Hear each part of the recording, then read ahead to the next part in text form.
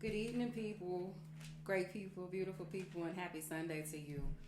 Wanted to go ahead and get this out because Sunday is vastly ending. So um, I was told that I better get this out before the weekend is over. So I have to do this.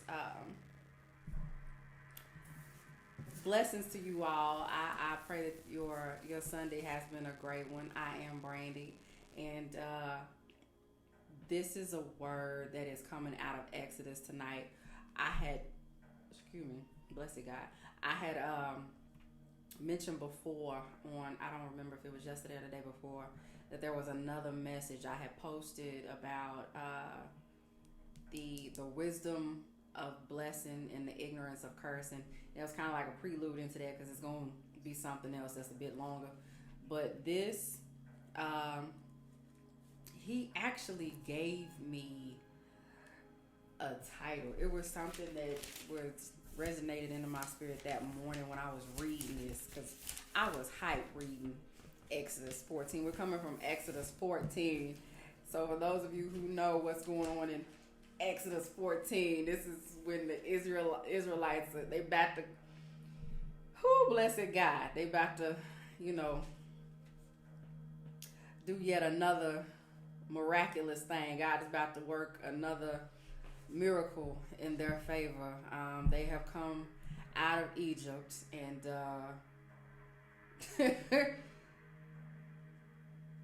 when it looks like everything is all good, you know, Pharaoh, his heart is hardened once again. So, yeah, the divine setup. That's what he gave me. The divine setup. Because, like I said, it looked as though everything was just great. It looked like it was going great. They had been brought out of Egypt, and then, you know, Pharaoh starts feeling himself again. He sees that they're in the wilderness, just kind of, you know, yeah. So he's like, we're gonna go for it again. So I'm gonna try to get through all these scriptures pretty rapidly. I didn't want to just pick one. It got good. So, and excuse how I pronunciate some of these names. You know these names in the Bible, they're kind of special. So we're gonna go for it though. Alright. So we're coming out of Exodus 14, starting at verse 1. So now the Lord spoke to Moses, saying, tell the sons of Israel to turn back and camp in front of Pi Hahiroth, blessed God, between Migdal and the sea. You shall camp in front of Baal Zephon, these are some names, opposite it by the sea. For Pharaoh will say of the Israelites, they are wandering aimlessly in the land. The wilderness has shut them in. I will harden, meaning to make stubborn or defiant, Pharaoh's heart, so that he will pursue them, and I will be glorified and honored through Pharaoh and all of his army. And the Egyptians shall know without a doubt and acknowledge that I am the Lord. I'm coming from the Amplified version too. I got a new Bible, another one, so and they did so.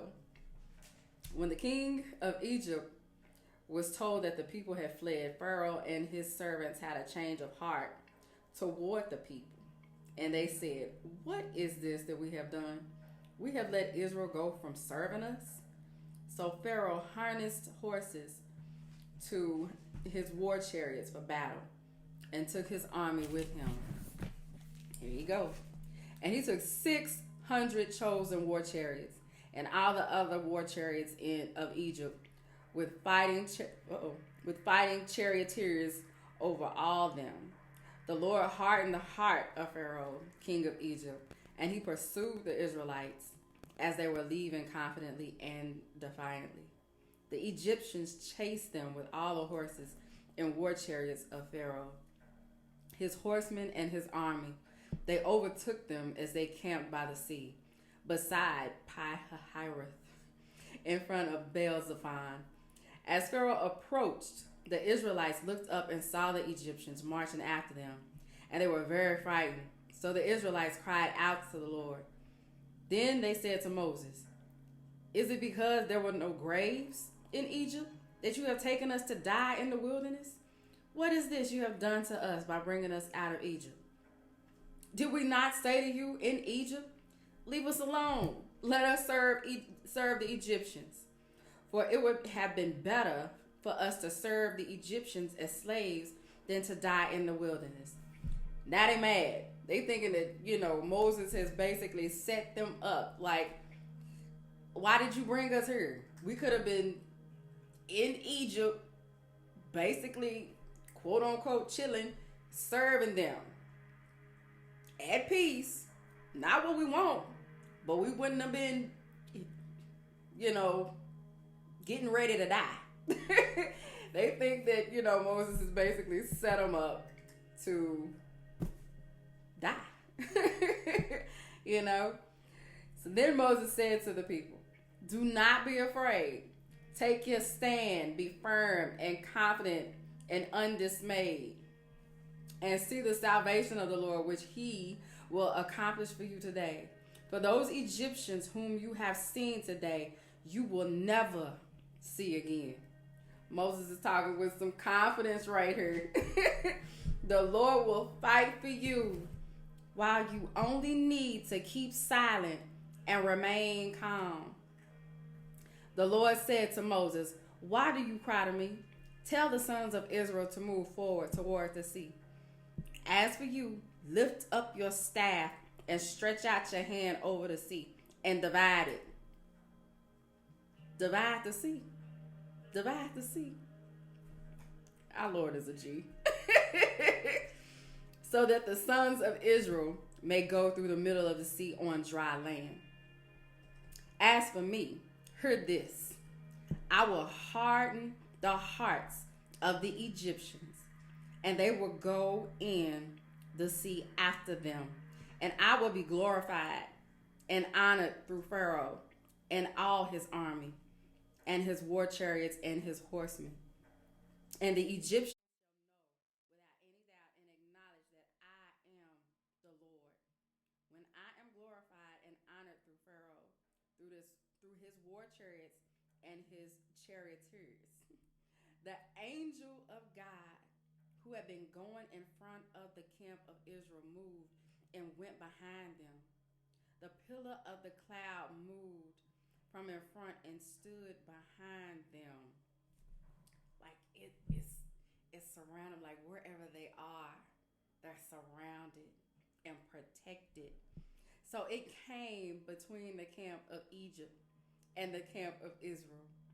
It was a cloud along with darkness, even by day to the Egyptians, but it gave light by night to the Israelites. So one army did not come near the other all night. Then Moses stretched out his hand over the sea, and the Lord swept the sea back by strong east wind all that night, and turned the seabed into dry land, and the waters were divided. Can you imagine seeing that? Just imagine seeing that. The Israelites went into the middle of the sea on dry land, and the waters formed a wall to them on their right hand and on their left. The Egyptians pursued them in the middle of the sea, even all Pharaoh's horses, his war chariots, and his charioteers. Now that right there, that's brave to me. Because me personally, I know if I was on the opposite end, if I had been an Egyptian and saw that, I would have been like, breaks done. I'm done. Y'all can have it. I'm about to go and say, I'm sorry. I'm going to talk to their God. I'm done with y'all. I'm switching sides. Yeah, I'd have switched sides right then and there after seeing that. Best believe. But we press on. Then the Egyptians pursued them in the middle of the sea, even all Pharaoh's